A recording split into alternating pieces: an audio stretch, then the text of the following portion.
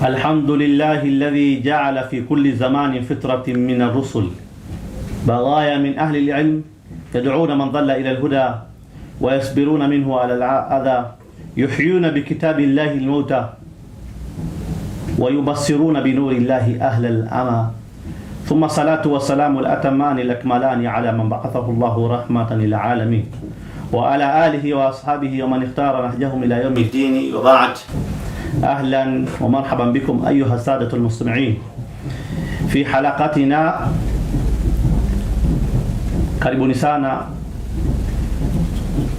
wapendwa watukufu wa dini zote katika kipindi chetu hii Ulimwengu wa Kiislamu, kipindi ambayo kwamba tunazungumzia yale yanahusiana na Uislamu na yale ambayo kwamba yanatuhumiwa Uislamu na yale ambayo kwamba ni dhana potofu dhidi ya Uislamu.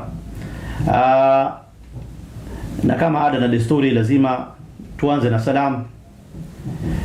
Na wasalimieni nyote kwa salamu waliotumia manabii. Assalamu alaikum wa rahmatullahi wa barakatuh. Na wale ambao kwamba sio Uislamu, amani ya Mwenyezi Mungu iwe pamoja nanyi. Leo katika studio yetu tutakuwa na Pastor Joseph ambaye kwamba ni mwanaharakati.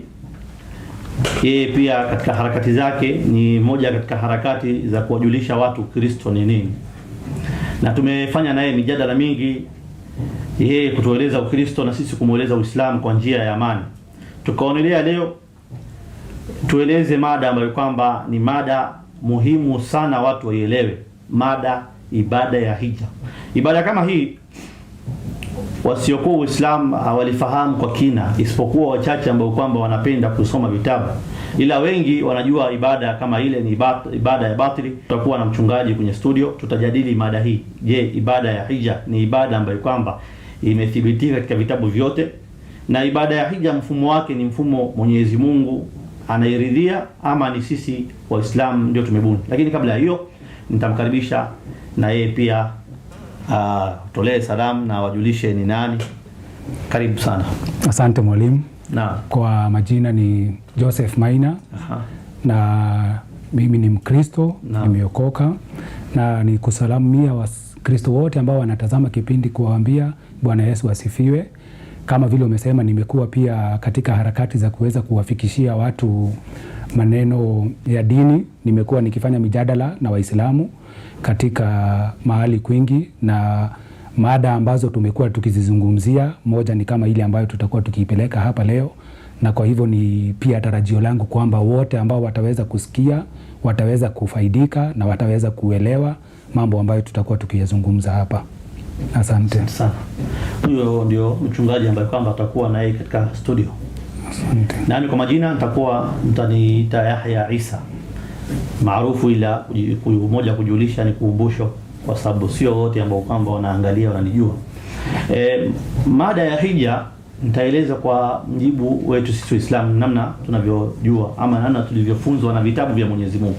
Ibada ya hija ni ibada ambayo kwamba ilikuwa na manabii, sio Muhammad akaja nayo. Na ibada ya hija, namna mfumo tunavyofanya ni mfumo ambayo kwamba tulifunzwa na Nabii Ibrahim. Na kabla ya Ibrahim pia manabii walikuwa wanaizuru ile nyumba. Na katika ibada ile, moja katika vitu ambayo kwamba tunasema ni misconception non-Muslim about Islam ni kule kudhani Waislamu wanakwenda kuiabudu jiwe jeusi. Pia leo tutazungumza kwa kina kirefu. Ya pili, juzi walisema tumefanya ibada ya kuchinja kule, wanasema ni kafara aliyotolewa shetani. Ile sio kafara. Ile ni ibada moja katika ibada ambayo kwamba zilikuwa katika manabii na pia katika Qur'ani. Mwenyezi Mungu ametuzungumzia na kutufunza. Pale hija tunapokwenda, kwanza pale Mwenyezi Mungu ameiteua. Ukisoma katika Qur'ani sura ya 3 aya ya 96, Mwenyezi Mungu anasema hakika nyumba ya kwanza, inna awwala baitin udhi'a lin-nasi lalladhi bi Bakka mubarakan wa hudan lil alamin. Mungu anasema nyumba ya kwanza ni ile iko Bakka. Mungu ameita kuwa Bakka, lazima tujue kwanza kwa nini Mungu kaita kuwa Bakka ya kwanza. Ya pili, Mwenyezi Mungu anasema ndio nyumba ya kwanza aliwaekea watu. Tena Mungu anasema fihi ayatun bayinat, pale katika ile nyumba ambayo kwamba ni Bakka kuna alama waziwazi. Hizo alama lazima tujue ni alama gani. wa hudan lil alamin. Mungu anasema ni uongovu sio kwa Waislamu, ni uongovu kwa watu wote. Sasa ibada ya hija Qur'ani imeeleza, na katika Biblia pia imezungumziwa kwa falsafa ya hali ya juu, na hija imetajwa katika Biblia, neno hija na hiyo Baka ambayo kwamba Qur'ani imesema inna awwala baitin udhi'a lin-nasi lalladhi bi Baka. Mungu anasema ile iko Baka. Baka imetajwa na Biblia na hija imetajwa na Biblia. Hija kwa Kiarabu ni kukusudia. Tunapokwenda pale tunakusudia nini? Kumridhisha na kufuata vitu ambavyo kama Mwenyezi Mungu ameviweka pale na kuzifanya. Lakini sasa kwa kina kirefu nitaieleza na nitanukuu baadhi ya aya, lakini kabla ya hiyo na pia nimpe mwenzangu aieleze kwa ufupi kwa sababu hatuna muda. Asante mwalimu kwa yale ambayo umesema, labda nitarudia hayo ambayo umetaja baadaye, lakini pia kwa imani ya Kikristo mambo ambayo unafunza yamekuwa yametajwa katika Biblia kwa labda sio kwa ufasaha kama vile wewe umeweza kuyatoa pale na, lakini kuna haya maneno ama kuna hii ibada katika Biblia, mambo ambayo yalikuwa yakifanywa. Mungu alipookoa hawa wana wa Israeli kutoka Misri alipowapeleka Canaan, kuna mambo fulani ambayo aliwaambia watakuwa wakifanya, na mambo haya kwanza ni ibada kama hii ambayo tunazungumzia leo. Sababu ya hii ibada ni ili watu waweze kukumbuka kule Mungu alikowatoa. Kwa hivyo labda kuna tofauti kidogo ya vile Waislamu wanafanya hii ibada na vile Wayahudi walikuwa wakifanya hizi ibada, na wale watu wengine walikuwa wakati wa wale watu ambao ni Wayahudi. Kwa hivyo hii ibada walikuwa wanaifanya, na haiko inafanywa hata ni mara moja pekee, bali ni mara kadhaa kwa mwaka. Lakini tena tukikuja katika imani ya Kikristo sasa, hapo tena tofauti inakuja, kwa sababu sasa sisi kama Wakristo hatuna hii tamaduni, hatuna hii ibada ambayo ilikuwa inafanywa na wale watu. Labda kwa nikikurudi kuelezea nitapatiana sababu mbona hatuzifanyi hizi sisi kama Wakristo, lakini tukiangalia katika Biblia kule kwa Kumbukumbu la Torati tutakuta hizi habari. Kwa hivyo nasema hizi habari ziko, na labda kwa utofauti tu ndio iko tofauti kati ya Wakristo na Waislamu. Naam. Ndio. Na pia ameeleza kwa mjibu wa imani, na mimi nimeeleza kwa mjibu wa imani yetu. Na hasa tuingie kwenye mjadala. Mchungaji nimemnukuu anasema hii ibada walikuwa wanafanya wana wa Israeli ili kukumbuka. Sawa na kumaanisha kuwa hii ibada ilitokea baada ya wana wa Israeli kufukishwa mto Naili. Namna nilivyomnukuu. Anamaanisha kuwa Musa, baada ya Musa kuwaokoa wana wa Israeli, Mwenyezi Mungu kufanya yeye sababu akavuka na wao, ndio baada ibada kama hii akabuni Nabii Musa baada ya kuambiwa na Mwenyezi Mungu. Hii ni imani, japo Biblia imeeleza kwa kinaga ubaga. Wakati wa Daudi hija ilikuwa ibada ya hija. Wakati wa Ibrahim ibada ya hija ilikuwa. Wakati wa Musa ibada ya hija ilikuwa. Na lazima kwanza, kabla tujazungumzia hii ibada, lazima tujue kwanza hii ibada, je, ndugu yetu katika imani yake anaamini watu wanafanyia wapi? Kwa sababu wako Wakristo wanaamini hizi ibada zilikuwa zinafanyika Yerusalemu. Mimi naamini hii ibada tunafanyia Middle East, Maka, na pale Mwenyezi Mungu ameiteua na akaweka jina lake pale. Ukisoma kwenye Kumbukumbu 12:5 utapata Mungu anaelezea kinaga ubaga. Sasa ndugu yangu, hebu tueleze na wewe pia unaamini hii ibada ilikuwa inafanyika wapi? Aha, mwalimu hapo umesema vizuri. Naam. Walipotoka hawa wana wa Israeli, naam, tukifika katika kitabu ambacho umesema Kumbukumbu la Torati 12 ukianzia 5, Mungu anasema pahali nitakapoweka jina langu, hapo ndio mtakuwa mnakuja kufanya hii ibada. Sasa tukirudi tuende Wafalme wa Kwanza, usome 5:5, Mungu anasema Yerusalemu, hapa ndio nimeweka jina langu. Hizo habari bado zinaendelea katika Wafalme wa Kwanza 8, ukisoma kutoka 16 na pia 29, ya kwamba pahali ambapo Mungu alisema nitaweka jina langu pale ni Yerusalemu, na akaliweka. Na kisha akamwambia Suleiman mwana wa Daudi, utalijenga hekalu la Mungu pale. Na utakapojenga hekalu, sasa ndio ibada itakuwa inakuja kufanywa mahali hapa, sio mahali pengine. Nataka nijue mlima wa Baka uko wapi? Uko Yerusalemu ama uko Maka ambayo kwamba ni Saudi Arabia. Ndio mwalimu. Naam. Mlima uko Saudi Arabia. Baka. Ndio. Lakini mwalimu, tumesema hapa ile kitu ya muhimu kwanza ambayo tulikuwa tunaangalia ni pahali Mungu alisema ataweka jina lake na pale ndio hekalu litajengwa na pale ndio ibada itafanywa. Kwanza tujue pahali Mwenyezi Mungu anaweka jina lake kweli. Kunaitwa nini? Tukijua sehemu yenyewe ndio tutajadili ibada. Lakini kabla ya kujua sehemu yenyewe ndio nikakuuliza hiyo mlima wa Baka uko wapi? Ukasema uko Saudia. Sasa mlima wa Baka ndio watu wanakwenda kufanya nini? Tunasema hija. Hija kwa Kiarabu. Sasa tuangalie mlima wa Baka uko wapi? Umesema ni Saudia. Tumekubaliana. Sasa uko Baka kunafanyika nini baada ya kuwa ni mlima wa Mwenyezi Mungu? Ukiangalia kwenye Zaburi 84 ukianza 84:5 Zaburi utapata hizi habari zinazungumziwa. 84:5 Zaburi. Mungu anamwambia Daudi, heri watu wangu wanaopata nguvu zao kwako. Ndio. Yaani wanatamani kwenda kuhiji. Imetumika wanatamani kwenda kuhiji. Ndio. Mlimani kwako. Na tumekubaliana mlima uko wapi? Ndio, uko Saudia. Uko Saudia. Na hawa Mungu anamwambia Daudi hawa wanatamani kwenda kuhiji. Ndio. Mlima kwa Mungu. Ndiyo. Na hiyo mlima iko wapi? Ndio. Iko Saudia. Inaonekana hii ibada ya hija ilikuwa inafanywa wapi? Ndio mwalimu. Ni Biblia, ni ya Mwenyezi Mungu. Ndio. Lakini mwalimu, ningeomba kwanza tuseme pahali tulisema kwanza Mungu aliweka jina lake katika mlima ule ama aliweka jina lake Yerusalemu. Hapo ndio tu ingesikizana kwanza tuelewe hapo kwanza vizuri. Ya kwamba amesema jina langu nitaliweka wapi? Yerusalemu. Na nitakapoweka jina langu pale hekalu litajengwa na Suleimani akafanya vile kama vile nimekunukulia katika Wafalme wa Kwanza 8 na kisha kutoka pale sasa ibada ikaanza. Asante. Ibada ikaanza kutoka pale. Na mimi nimekuelewa kwa kina kirefu. Yes. Nimekuelewa vizuri. Ndio. Lazima tujue kwanza sehemu yenyewe. Ndio. Ndio tukuje tujadili ibada iliyofanyika pale. Ndio. Mungu anasema katika Qur'ani nyumba ya kwanza ni ile iko Baka. Nyumba ya kwanza ni ile iko Baka. Mwenyezi Mungu ameiteua. Anasema ameiweka kwa sababu ya watu. Ili kuifanyia ibada na kumwabudu Mungu. Na humo Mungu anasema kuna ishara zake. Kwa hiyo pahali Qur'ani inatuelezea Mungu anasema ni kule Baka fihi ayatun bayinat, pale kuna alama waziwazi. Na hii mlima wa Baka ndio iko Saudia. Na pale sehemu hiyo mlima wa Baka iko ndio pale ibada inafanyika. Na hapa Daudi anaambiwa heri wanaopata nguvu zao kwa Mungu. Wanatamani kwenda kuhiji kwa mlima ulioko Baka. Na wanakwenda kuhiji, hija ndio kukusudio. Ndio unaona Muislamu anasema anaenda fanya nini? Kuhiji. Ndio. Kule kuhiji ni kukusudia kwenda kufanya ile ibada. Na Baka ni sehemu yenyewe. Na Baka tumekubaliana kuwa ni Saudia. Kwa hiyo ibada tunapata ni pahali inafanywa ni Baka. Ama una shaka? Na shaka kidogo mwalimu. Mungu akisema ya kwamba nyumba ya kwanza ni ile pale. Tuna Qur'ani hapa ambayo inasema Ibrahim akijenga Kaaba kulikuwa na Kaaba nyingine.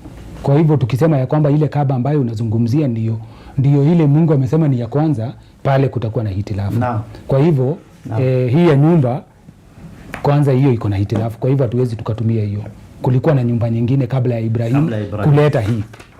Sawa sawa. Na tena wewe umeeleza ukasema ya kwamba Ibrahimu ndio alianza kufanya hii ibada. Si ni kweli?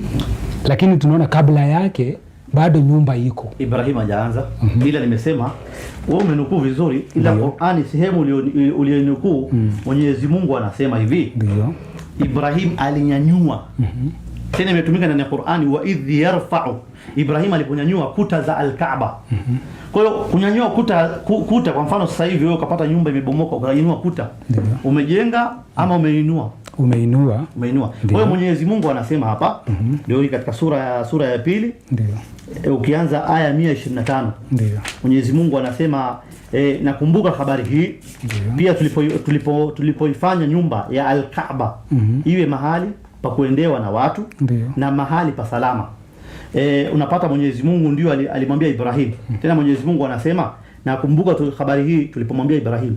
Kumbuka habari hii Mwenyezi Mungu alipomwambia Ibrahim anyanyue kuta za al-Kaaba. Ndio. Ibrahim anaambiwa anyanyue kuta za al-Kaaba na kunyanyua sio kujenga. Ndio. Sasa mwalimu, nami nakusomea tu kwa Qur'ani tu hapa kwa hadithi ambayo iko hapa, ni refu lakini sisomi yote. Ibrahim alipomuondoa mke wake na yule kijana Ismaili, akawapeleka kule labda ndio. Sasa hapa inasema anamuuliza mke wake, anamuuliza mbona umetuacha?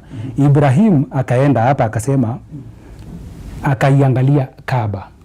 Ibrahim akaiangalia hapa, ni hata kabla ajenge, akainua mikono yake juu na akafanya sala.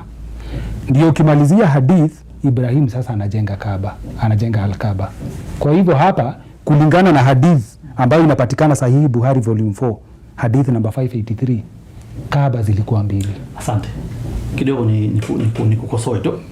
Naomba unikubalie. Ndio. Kwanza Ibrahim alipoangalia Kaaba ilikuwa. Ndio. Foundation ya Kaaba ilikuwa. Sasa Ibrahim anakuja kufanya renovation, bi maana kuinyanyua, kuinua. Lakini alipokuwa anaangalia Kaaba ilikuwa kwa hadithi. Kwa sababu Ibrahim Mwenyezi Mungu alimwambia nyanyua. Aliponyanyua Ibrahim kuta za al-Kaaba, sio kujenga, ananyanyua kuta za al-Kaaba. Al-Kaaba ilikuwa na Ibrahim, hadithi iko sawa. Na Ibrahim alipokuwa anaelekea na kuswali, al-Kaaba ilikuwa. Lakini foundation ilikuwa kabisa, kulikuwa. Japo ilikuwa imekaa sana ikaanguka. Lakini Ibrahim anaanza kunyanyua. Lakini al-Kaaba ilikuwa. Na jiwe jeusi ilikuwa. Aliyejenga ya kwanza hapo pia, labda ungenisaidia na hiyo. Al-Kaaba ina historia nzito. Al-Kaaba mtu wa kwanza kuanzisha ujenzi pale, ile jiwe jeusi kwanza Mwenyezi Mungu, malaika ndio walileta pale, wakaiweka pale ili iwe ni ishara ya Mwenyezi Mungu. Wameinukuu, wanasema mtu wa kwanza kuijenga Al-Kaaba ilikuwa ni Adam, mtu wa kwanza na kuijenga Al-Kaaba. Japo jiwe jeusi Adam mwenyewe alikuta, lakini kuijenga Al-Kaaba ni Adam ndio alijenga. Ibrahim alipokuja ndio Mwenyezi Mungu anamnukuu, anasema wa idh yarfa Ibrahim aliponyanyua. Kwa hiyo tunapata sehemu ambayo kwamba inafanywa ibada ni bonde la Baka. Biblia inasema wanakwenda kuhiji katika bonde la Baka. Sawa sawa. Sasa hii ibada zinazofanyika katika Al-Kaaba ama zinafanyika kwa Maka, Saudia. Sasa kule kuchinja, kuna kuchinja ndio ambayo kwamba watu wengi wameona labda ile kuchinja tunatoa kafara kwa nani? Ndio. Hizi ni vitu ambayo kwamba tunasema ni sitofahamu, japo hawangesema kama wangekuwa wanajua. Lazima tuangalie hii ibada ya kuchinja kwanza. Mwenyezi Mungu alimwambia Ibrahim katika sura 22, ukisoma kuanzia aya 25, Mungu anamwambia hakika nakumbuka tulipomkalisha Ibrahim mahali penye ile nyumba takatifu. Unaona nyumba takatifu ya Al-Kaaba. Kwa hiyo hapa Mwenyezi Mungu alimkalisha Ibrahim. Ndio baadaye Mwenyezi Mungu akawa anampatia mfumo. Na Ibrahim alipokuwa pale alikuwa peke yake. Hata Biblia inakubali alipokuwa katika jangwa akiwa amemzaa pale Ismaili, alikuwa kwenye jangwa, kulikuwa hakuna matawi wala maji. Ibrahim Mwenyezi Mungu anaambia panda mlima uanze kuwaita watu. Lakini pale watapokuja Mwenyezi Mungu anaambia sasa wafanye hivi, kisha wajisafishe taka zao na waitimize nadhiri. Kwanza pale tunapoenda kuna kitu inaitwa nadhiri, kutoa nadhiri. Kuna fikiri unaijua nadhiri. Sawa nadhiri zao. Ndio. Na waizunguke nyumba ya Al-Kaaba, nyumba kwengwe. Kwa hiyo kuna kutoa zile sadaka. Kuna kuchinja ng'ombe, mbuzi, ngamia. Ndio. Na katika 12:5 pia Musa anaambiwa Mungu ataweka jina yake hapo. Na ya pili watakuwa wanatoa sadaka zao pale ng'ombe, ngamia. Kwa hiyo ibada hii sio ibada geni. Ndio. Unasemaje? Mwalimu, kweli kama vile umesema ibada sio ibada geni, habari ambazo unazizungumzia pia tukirudi pale katika Biblia katika Kumbukumbu la Torati 12 wameambiwa ibada mtakayoifanya itakuwa ni ya siku ngapi? Itakuwa ni ya siku 7. Na kisha watakaofanya hii ibada ni ya kina nani? Wameambiwa ni wale wote ambao watakuwa mahali pale. Kuna Wayahudi na watu ambayo sio Wayahudi, wote walikuwa wafanye ile ibada. Kisha tunaambiwa hii ibada haitakuwa inafanyika mara moja pekee kwa mwaka, itakuwa inafanyika mara 3 kwa mwaka.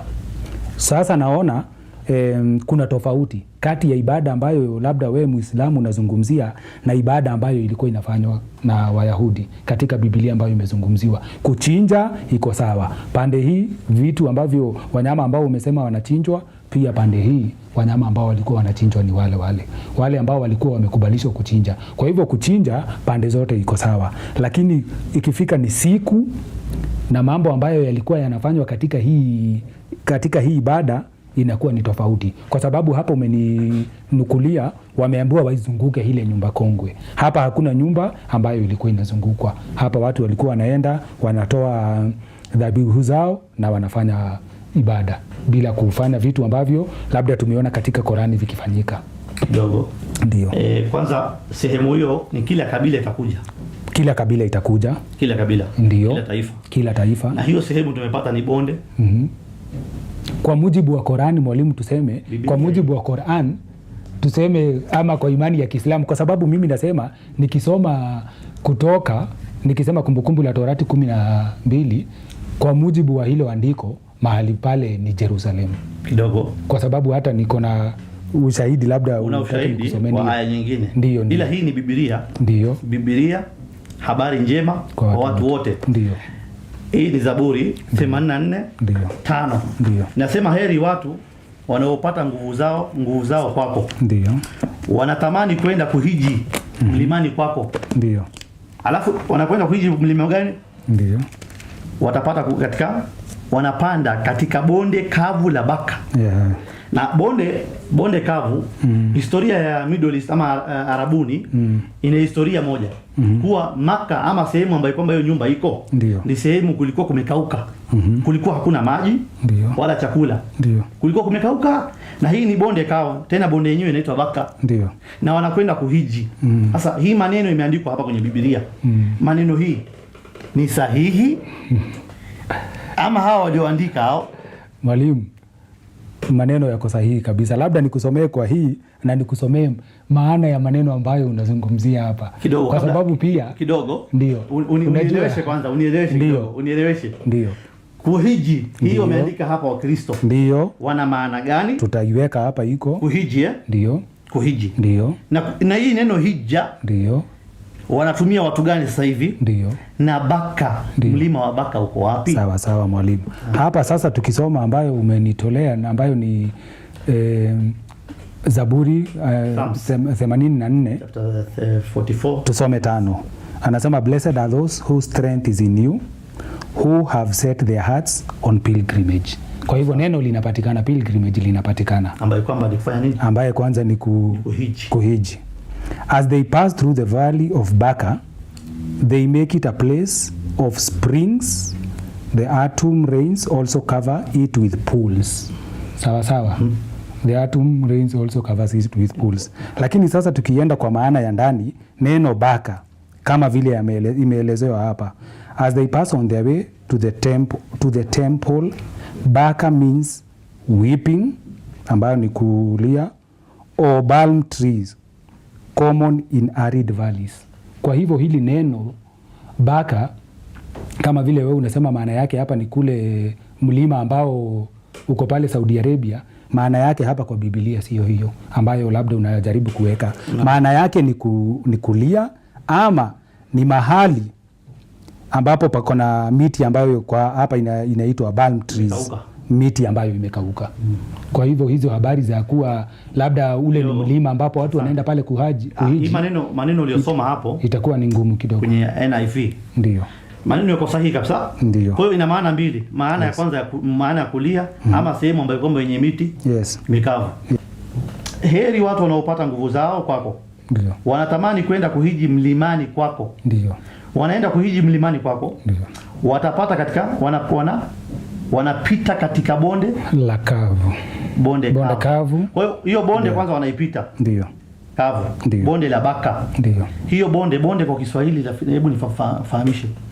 Bonde kwa Kiswahili. Mwalimu, kwanza tumesema bonde kwa Kiswahili. Tumesema hivi, pahali ambapo panapatikana miti mikavu, miti ambayo imekauka, hiyo ni jangwa. Na jangwa ziko mahali kidogo. Bonde. Kwenye Kiswahili kuna tofauti ya bonde Jangwani ukisema jangwa kwa tofauti ya jangwa na bonde. Ndio, jangwa ni desert, bonde ni valley. Asante. Sasa hii valley inapatikana wapi? Kuna bonde, watapita katika bonde, ndio kavu. Hii bonde kwanza ni kavu. Ni mlima ambayo kwamba ni kavu kabisa. Ndio. Hii mlima inapatikana wapi? Baka. Ndiyo. Na Qur'ani inasema nyumba ya kwanza ni ile iko wapi? Iko Baka. Ndio mwalimu, lakini tumesema Baka neno maana yake sio pahali. Kwa mujibu wa Biblia na wale ambao wamenikua hapa wamesema maana yake sio mahali. Those people they try to translate. Wajaribu kufafanua. But hapa kwenye mantiki iko hapa kabisa. Hii tofautisha kwanza maana ya mantiki. Yeah. Hii ni aya inaelezea. But hawa kwenye NIV wanajaribu kuelezea. Hii ni maelezo ya mtu. Lakini kwenye Biblia kwanza ni mlima ambayo kwamba ni bonde. Ya pili hiyo bonde iko sehemu kavu. Ndio. Sehemu kavu ambayo kwamba ni Baka. Kwa hiyo Baka kwanza ni name, ni jina. Jina la hiyo mlima. Na hiyo mlima Mwenyezi Mungu anasema ndio ameiweka nyumba ya kwangu. Unaona? Na neno kuhiji hujanitafsiria. Kuhiji bado pia hujaniexplain. Hapa wamesema tu ni pilgrimage. Tumesema pilgrimage kwa vile imetumika kwa Kiingereza ni kutoka mahali kuenda mahali pengine kwa sababu fulani. Labda ya kiimani sana sana. Asante. Ambavyo inatumika. Nyinyi mnatumia kuhiji. Kuhiji nimesema hizi habari zinapatikana kwa Biblia mwalimu. Lakini nimesema kuhiji. Leo mimi nikisema next year nitaenda kuhiji. Bimaana nakusudia kabisa nitaenda kutembea katika nyumba ya Al-Kaaba kule Maka. Ndio. Ambaye kwamba huko Al-Kaaba ndio kuna mlima inaitwa nini? Naitwa Baka. Sasa nyinyi vipi? Mbona Biblia imetaja hija na imetaja mlima wa Baka, mbona msiende? Sasa tukifika katika hizo habari mwalimu, pia tunasema kuna mafundisho ambayo ukiingia katika Agano Jipya katika Biblia. Naam. Hizi habari ambazo zilikuwa zimewafikia wale Wayahudi. Yesu alipokuja, tumesema kila nabii anakuja na mfumo wake. Yesu alipokuja amekuja na mfumo mwingine. Na kitu moja ambacho labda wewe unionyeshe ambacho hakuhubiri ni mambo ya hija. Mambo ambayo ambayo hakuyafundisha ni mambo ya ibada za hija. Kwa hivyo kwa sababu ya hiyo na mafundisho yake hakuna pali ambayo hayo mambo yanapatikana, ndio maana kwa labda kwa ufupi kwa upande wa Kristo hizi ibada hazifanyiki. Asante. Ndio. Kwa hiyo Yesu hajafundisha ibada ya hija. Ndio. Ila ukisoma Mathayo chapter 5 verse 17 Yesu anasema msidhani nalikuja kulivunja au kulitangua lini. Ndio. Kwa hiyo Musa kwanza alifanya ibada. Tukubaliana ama tukubaliana? Labda kwa imani ya Kiislamu Musa alifanya. Kwenye 12:5 Musa anawaambia atakapoliweka jina lake hapo ndio mtafanya hiyo ibada. Tumechambua sehemu jina Mungu ataweka. Ndio. Hiyo sehemu tumechambua tukajua. Ndiyo. Na ibada yenyewe Musa anaeleza watakwenda pale. Ndio. Sasa Musa amefanya ibada. Kwa imani ya Kiislamu amefanya ibada, lakini kwa Biblia yeye anawaelezea atakapoliweka jina lake Mungu hapo ndio mtafanya ibada. Asante. Tukapata sehemu Mungu anaweka jina. Tukachambua. Ndio. Na sehemu Mungu anaweka jina pale ndio itafanywa nini? Ndio itafanywa ibada. Tukajua ni sehemu gani? Ndio. Kwa mujibu wa Kiislamu na Kikristo. Ndio. Sasa Yesu anasema yeye hajakuja kutangua Taurati. Ndio. Wala manabii. Ndio. Bali kutimiliza kabisa. Anasema hakuna yodi moja. Ndio. Wala nukta moja. Ndio. Ya Taurati itaenda bure. Ndio. Bali yote atafanya nini? Ataitimiza. Ndio. Sasa hivi unamaanisha Yesu alikuja kupinga ibada aliyofanya Musa? Mwalimu, Yesu hajakuja kupinga ibada za Musa, hajakuja kupinga sheria. Kitu ambacho unafaa kuelewa kutokana na andiko ambalo umelitoa Mathayo 5:17 akisema nimekuja kufulfill, nimekuja kukamilisha sheria ambazo Musa alizileta. Sawa sawa. Na kisha anakuja vile tumesema kila nabii na mfumo wake. Anakuja na analeta mabadiliko. Anasema mliambiwa hivi, nimesema hivi. Si ni kweli? Mliambiwa mtu akikugonga hapa na wewe unamgonga, lakini mimi nimekuja nimesema hivi. Si ni kweli? Kwa hivyo kwanza kitu tunafaa kuelewa ni kwamba hii ibada ikifanyika wakati wa Musa na wakati wa Daudi ilikuwa na sababu zake wakati ule. Lakini wakati Yesu alipofika, yeye mwenyewe hakuna pahali amefanya hii ibada. Labda unionyeshe hilo andiko. Kwa hivyo amekuja na mfumo mpya na kusema yale mambo ambayo yalikuwa yanafanyika kale kwa wakati huyo yalifanyika kwa sababu hiyo, lakini kwa sasa mambo yanafanyika hivi. Labda nikupatie mfano moja. Ukisoma Mathayo 19, kuna watu ambao wanamkujia Yesu na wanamuuliza habari za kuachana katika ndoa, ya kwamba Musa alituambia tupatiane talaka, lakini yeye anawaambia kutoka mwanzo huo sio ule ambao ulikuwa mpango wa Mungu, lakini kwa sababu ya nyoyo zenu kuwa ngumu, mambo hayo yalikubalishwa wakati ule. Unaona? Kwa hivyo sio maana kwa sababu kitu ilikuwa inafanyika pale ikue sasa itaendelea. Ilikuwa na wakati wake na ulikuwa unakuja na unaisha kidogo. Ndio. Nafikiria swali niliouliza ndio haujalizingatia. Yesu anasema yodi moja wala nukta moja ya Taurati itafanya nini? Haitapita mpaka yote yatimize. Sasa yodi moja ya Taurati na nukta moja ya Taurati aliyefanya Musa haitapita wazi, haitapita bure. Ndio. Yesu anasema atafanya nini? Atatimiliza. Mbona hajatimiza? Labda vile haieleweki vizuri hapa, anasema neno fulfill, ya kwamba kufika kwake ndio fulfill. Mimi nakubali ata fulfill. Ndio sheria yote. Sawa. Hata yote na tena nawaambia Wayahudi walipokuja kwake akasema msidhani mimi nakuja kumkufuru Musa au kumkana Musa. Tena alikuwa anamuita ndugu yangu Musa. Yes. Anasema hata kama Musa angelikuwa hai ninyi mngemwamini Wayahudi, Mafarisayo. Kwa hiyo Yesu alikuwa anajaribu kufulfill na kutimiza. Anasema tena alitumia lugha nyepesi. Yodi wala nukta. Kuonesha hakuna kitu moja aliyefanya Musa yeye atakuja kuacha. Ndio. Yote atafanya nini? Ndio. Atatimiza. Sasa mbona nyinyi wa Kristo kwa Yesu mnaona ugumu? Ndio. Kwa sababu sio lazima. Yesu anasema kuna mambo mengi aliyofanya. Ndio. Lakini ingeandikwa moja moja. Ndio. Haingefanya nini? Vitabu haviwezi kucontain maneno yale yote. Kwa hiyo mengi aliyofanya Yesu ya muhimu haijaandikwa. Labda mwalimu, unajua ibada kama hii ambayo tunazungumzia hapa ya haji ni ibada kubwa, ni kitu kikubwa sana. Kuna mambo mengi sana ambayo Yesu amefanya na yameandikwa hapa. Amezaliwa, amebatizwa, amepelekwa katika hekalu ambayo tunaita dedication. Haya mambo yote yamefanywa bila kupita. Kwa sababu ya nini? Ya kutimiliza sheria vile ilikuwa imeandikwa. Kwa hivyo hakuna vile anaweza kuwa alifanya hii ibada na kitu kama hiyo iweze kupita. Hajakuwa duniani miaka mingi sana. Kwa hivyo ile ibada hakuna venye anaweza kuwa alifanya na ikaweza kupita watu. Kwa hivyo tunasema sisi tunajifunza kutoka kwa Yesu. Aliyoyafanya ndio tunafuata. Na kama kuna ile ibada ambayo amefanya hapa sisi tumekataa kufuata, labda Waislamu wangetuonesha hiyo. Tunajifunza kutoka kwake. Mnajifunza kutoka kwake na ambayo aliyoyafanya. Alibatizwa, tunabatizwa. Asante. Ndio. Alibatizwa, ndio. Mnabatizwa. Ndio. Lakini Yesu nyinyi kujifunza kwa Yesu, mlitakiwa mjifunze Yesu akibatiza. Kwa sababu kubatizwa Yesu anafuata. Kwa mfano sisi sasa Muhammad tunamfuata, alifanya Muhammad. Sio alifanyiwa Muhammad, alifanya Muhammad. Sasa nyinyi kama ni mfumo wa kumfuata Yesu, basi mnatakana mfuate Yesu alifanya. Si alifanyiwa. Yesu alifanya. Kwa mfano kama Yesu ubatizo, ukisoma 4:2, lakini Yesu mwenyewe hakubatiza. Ndio. Hiyo aya unaijua? Ni kweli, lakini alibatiza. Lakini Yesu mwenyewe alibatiza. Hakubatiza. Sasa naomba kidogo, kati ya Yohana na Yesu nani mwalimu? Mwalimu, wote ni walimu. Kuna Yohana Mbatizaji ambaye ameitwa mwalimu na wafuasi wake. Yohana anasema kiatu ya Yesu mimi siwezi kulivaa. Yes. Unaona? Ile kwa heshima. Kufungua hata ile kamba zake ndio. Unaona? Kwa hiyo inaonyesha mwalimu ni Yesu. Ndio. Alipokuja Yesu zama za Yohana, ualimu ukarudi kwa nani? Lakini zama zake Yohana kabla ya Yesu, yeye alikuwa mwalimu. Sasa Yesu hajabatiza. Lakini nyinyi mnabatiza. Lakini amebatizwa. Na ukisoma 11:29 Mathayo. Yesu amebatizwa. Swala sikatai. Ndio nimekwambia tunajifunza kutoka kwake. Aliyofanyiwa. Naomba kitu kujifunza. Ama aliyoyafanya ndio tunayafuata. Naomba neno kujifunza unifahamishe. Ndio. Yesu mnajifunza kwake. Kubatizwa ama kubatiza? Kubatizwa. Yesu aliwaonesha namna ya kubatiza? Alibatizwa. Aliwaonesha namna ya kubatiza? Nani Yesu? Yesu. Ndio nasema kulingana na vile alivyobatizwa.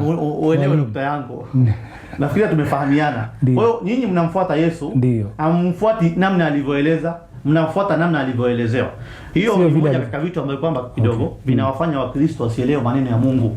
Ya pili ukasema maneno ya Yesu. Kwanza Musa anasema haitaenda. Maneno ya Yesu anasema maneno ya Musa haitaenda bure. Kuonesha Yesu alifanya maneno ya Musa, lakini ingeliandikwa moja kwa moja kwenye vitabu ingejaa. Ni kweli. Wasikilizaji ambao kwamba wanatazama, wala sio furugu, msione labda tunapelekana hivyo mkaona ni vita. Ni katika mijadala ambayo kwamba tunaelimishana na kufahamishana ukweli uko wapi, ili ukweli ukipatikana, wewe Muislamu ukiona ukweli kwenye Ukristo una ruhusa, Mkristo ukiona ukweli kwenye Uislamu una ruhusa, ili tupate ukweli. Na ukweli, Yesu anasema ukweli tutaweka uhuru. Usiende mbali, inshallah tunavuta unyunyu kidogo, alafu tutarudi na kipindi cha mwisho, kipindi cha lala salama. Assalamu alaykum wa rahmatullahi wa barakatuh. أمة الصحراء يا شعب الخلود من سواك. الحمد لله رب العالمين، ثم الصلاة والسلام على مبعوث رحمة للعالمين سيدنا ونبينا وقرة أعيننا وبعد. Wasikilizaji wetu ambao kwamba walifuatilia sehemu ya kwanza, tumeishia sehemu ambayo kwamba tulikuwa tunajua aliyefanya Musa Yesu ana haki ya kuifanya, na tumeelewa kwanza ibada ya hija Mwenyezi Mungu ameikusudia ifanywe wapi, sehemu gani, tumepata kupata ukweli uko wapi. Na sasa hivi pia tutazidi kuangalia hizi ibada zinazofanyika hapo. Kuna ibada ya namna nyingi. Kama hiyo ibada ya kuchinja tumezungumzia kidogo, lakini bado kuna ibada nyingine. Kuna jiwe jeusi wanasema baadhi ya wasiokuwa Waislamu tunakwenda kuabudu. Tunakwenda kuiabudu ile jiwe jeusi. Hizi dhana ziko, na pia nitampatia mchungaji kidogo aeleze, tufanye kama mjadala ili watu wapate kuelewa. Naam. Nimeshukuru mwalimu.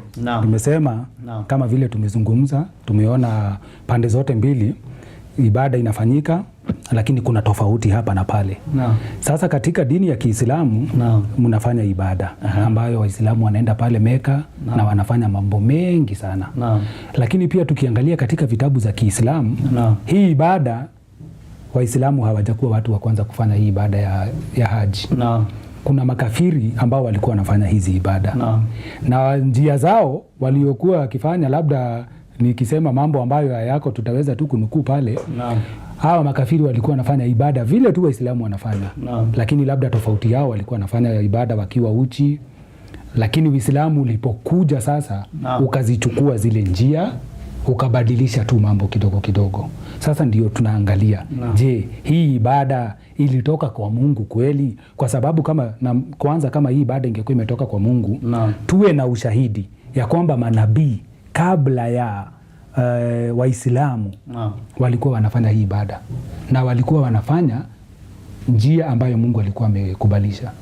Lakini naona Waislamu wanafanya vitu kama vile makafiri walikuwa wanafanya. Ni kana kwamba tunawaiga makafiri kabisa. Okay. Na ni habari ambazo ziko kwa Qur'an. Swali nzuri ameuliza ndugu yetu. Na kweli kwenye Qur'an imeelezwa kama maelezo, Sheikh kaeleza maelezo. Kweli kabla Muhammad kukuja sallallahu alaihi wasallam, kabla yeye kukuja katika karne ya 6, mbele hapo mbele kulikuwa na wale makafiri, wale Waarabu. Hii nyumba kongwe, manabii walikuwa wanakuja wakiondoka, wanakuja, na hakuna nabii aliyekuja katika dunia hii isipokuwa alikwenda kuizuru ile nyumba na kufanya kama agano. Kufika pale ndio sehemu Mwenyezi Mungu alichagua. Sasa wale manabii waliondoka wengi, kati ya Jesus ama Yesu mtoto wa Maryam na Muhammad kulipita zama yani muda mrefu. Ukawa sasa ile mwelekeo aliyokuja naye Yesu ukawa unaanza kufifia, na bado Mwenyezi Mungu hajateremsha mtume. Ndio Mwenyezi Mungu akamteua Muhammad sallallahu alaihi wasallam, akamteua ili aje duniani. Alipokuja akawakuta wale makafiri bado wanafanya nini? Wanafanya zile ibada zao. Na kweli walikuwa wanazunguka kwa mfumo wao, walikuwa wanafanya zile ibada wakiwa uchi. Kweli kabisa. Umenukuu historia na ni historia sawa. Na imeelezwa pia katika vitabu vingi vya Kiislamu. Sasa wakawa wanazunguka pale wakiwa uchi. Na wanafanya ibada zao pale katika nyumba kongwe, nyumba. Sasa Mwenyezi Mungu alimleta Muhammad ili aje aondoe vitu kama hivi. Ili aje kwanza, alikuja kazaliwa, kalelewa, bado wale makafiri wanafanya, kawa mtu mzima. Baadaye Mwenyezi Mungu akakuja akampa utume akiwa na miaka 40. Baadaye alipopata utume ikakaa mwaka wa 9, tunasema mwaka wa hijri. Ndio. Hijiria, nafikiri hiyo mwaka unafuatilia. Ndio. Mwaka wa hijiria, mwaka wa 9 ndio Mungu anamfaradhisha, anawafaradhisha Waislamu waende wakahiji. Kwa hiyo mwaka wa 9 ndio hija ya Waislamu inafaradhishwa. Lakini pale mwanzo kulikuwa na mitindo, au tunasema ni mitindo ya kikafiri, ambayo kwamba sio, uweze kusema walikuwa wanafanya ni ibada yao ya kishirikina ama ibada yao ya kikafiri. Lakini hija ya Kiislamu, Mwenyezi Mungu alianza kumteremshia Muhammad aya za kumwamrisha aende kuhiji katika nyumba hiyo. Baada ya kwanza mwaka wa 7 ndio walitolewa wale washirikina kwenye ile nyumba. Ndio Mwenyezi Mungu miaka 9 akaifaradhisha nini? Hija. Waislamu sasa wakakuja kufanya ibada. Wakakuja kufanya hivyo. Sawa sawa. Waislamu katika ibada yao, ndio ibada yote wanayofanya katika hija, ndio tega sikio. Ibada ya kwanza wanachinja. Kwa nini Waislamu wanachinja? Waislamu wanachinja kwa sababu pale alipo wanaenda kuchinja ni Maka, inaitwa Mina. Mina ndio sehemu Mwenyezi Mungu alimjalia Ibrahim amtoe sadaka nani? Ismail. Alimlaza kwenye kiwanja ya Mina. Na pale Mina ndio juzi unaona Waislamu walikuwa wanakwenda wakitekeleza ibada yao pale, ibada ya kuchinja. Kwa hiyo mfumo ni mfumo ambao kwamba tunatekeleza alifanya Ibrahim. Ibrahim Wayahudi wanamkubali, Wakristo wanamkubali, tena Wakristo wanasema ni baba yao wa imani. Na sisi Waislamu tunakubali baba wa manabii, na ndio mwelekeo wetu, ama Muhammad aliambiwa mfuate Ibrahim. Sehemu ya kuchinja. Tunatufu nyumba ya Al-Kaaba kama alivyofanya Seuzi Ibrahim.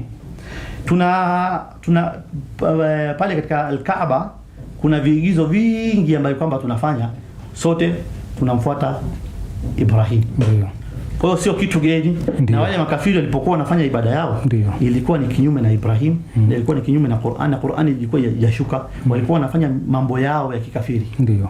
Sasa labda hapo ni sawa, mwalimu umeeleza vizuri.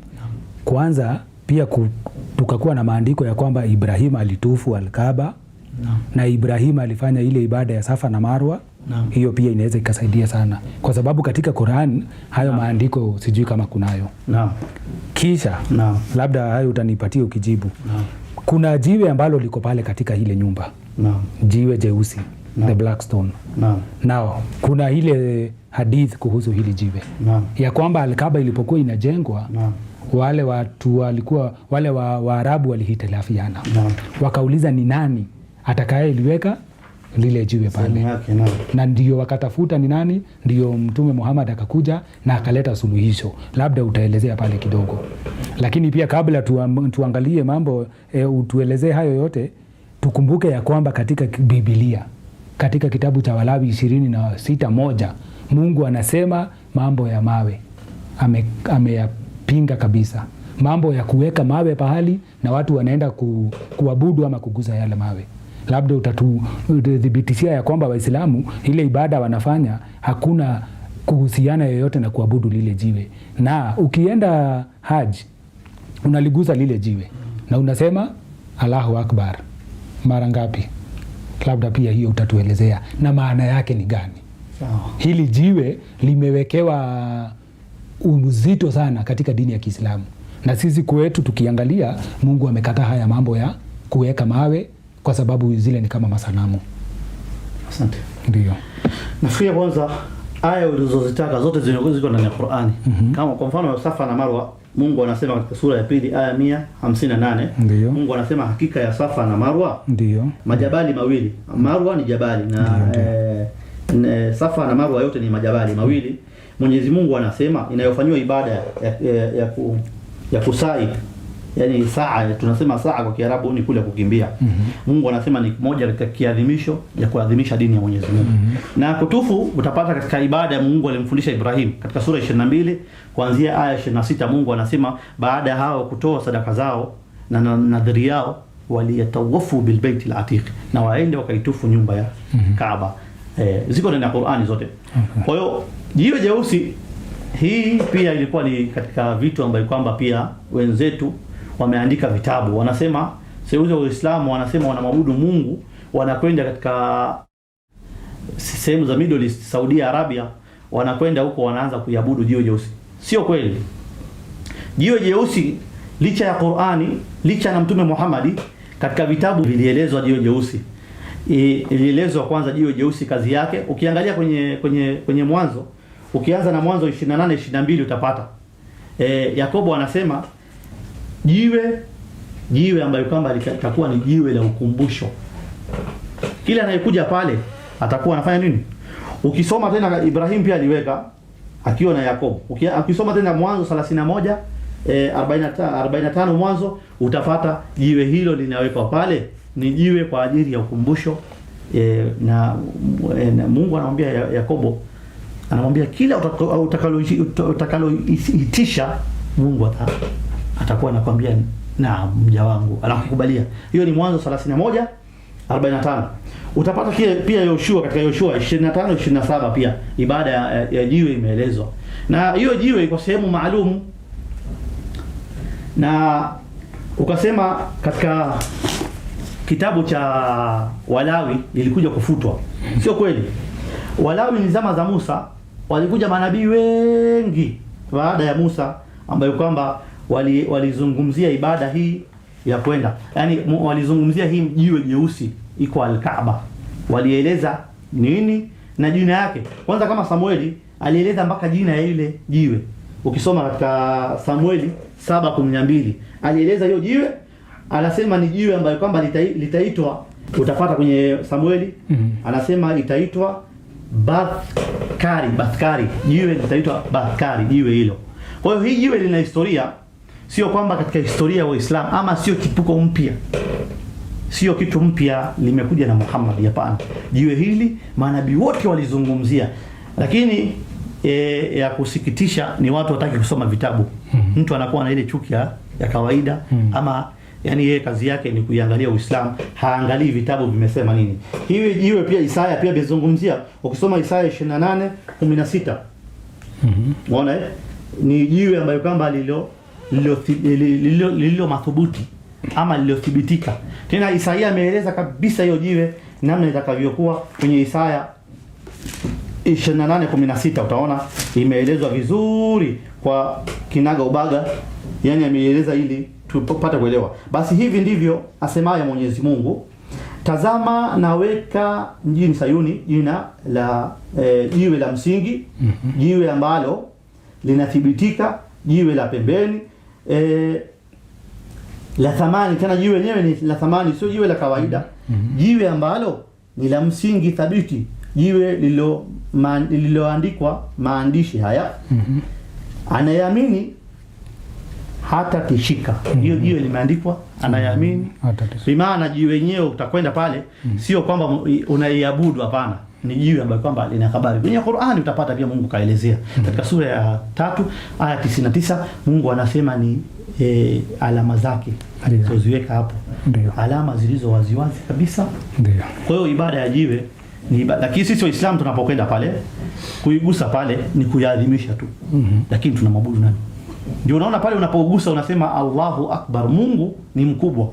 Sio yule, ile ni jiwe hatuabudu. Lakini katika misingi, kwa hiyo tunapokimbia katika milima miwili ni kama vile alivyokimbia Hajiri.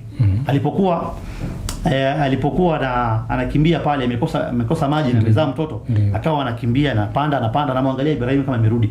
Kwa hiyo Hajiri alipokuwa anakimbia katika ile milima miwili, na sisi pia tunakimbia kwa ile mfumo kumuigiza mtume wetu Ibrahim na mama yetu Hagai.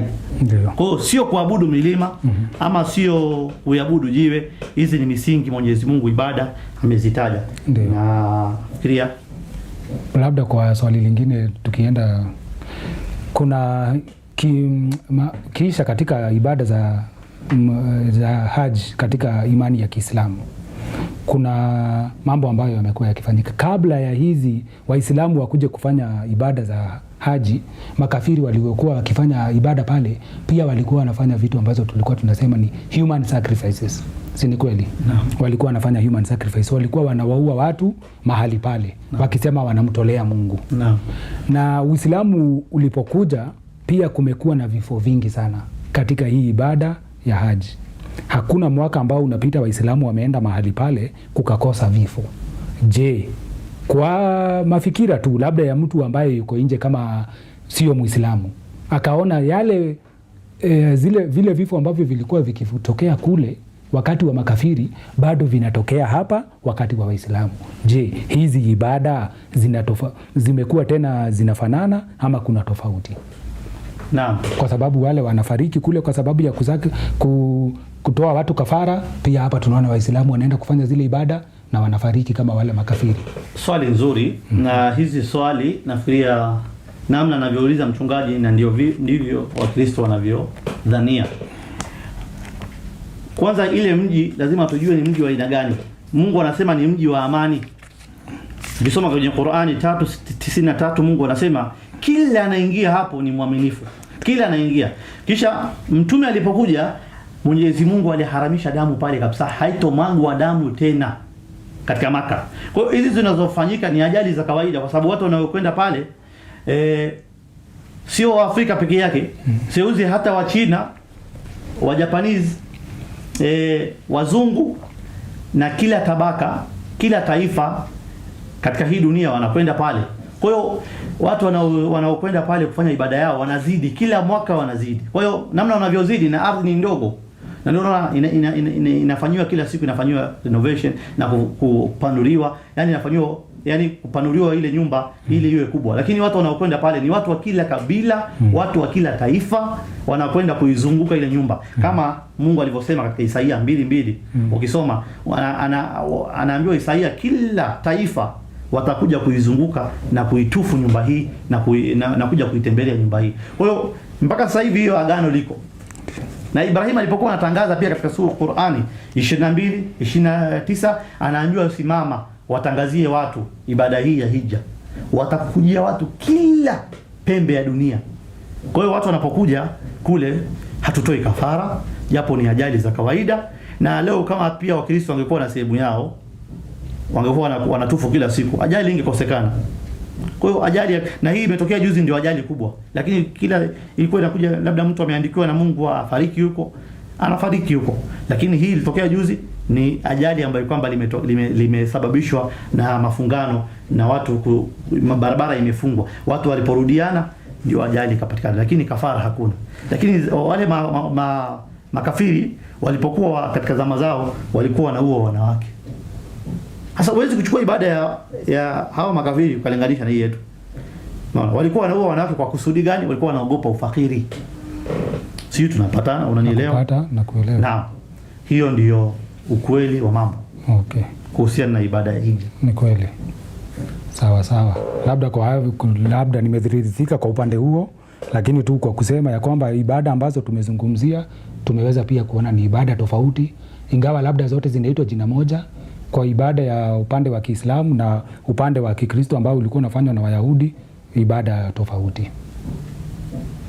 Ibada ilikuwa Wayahudi walikuwa nafanya, ndio, na Waislamu ndio, ni ibada moja, japo Mwenyezi Mungu anasema kila watu walikuwa na namna yao ya kuifanya.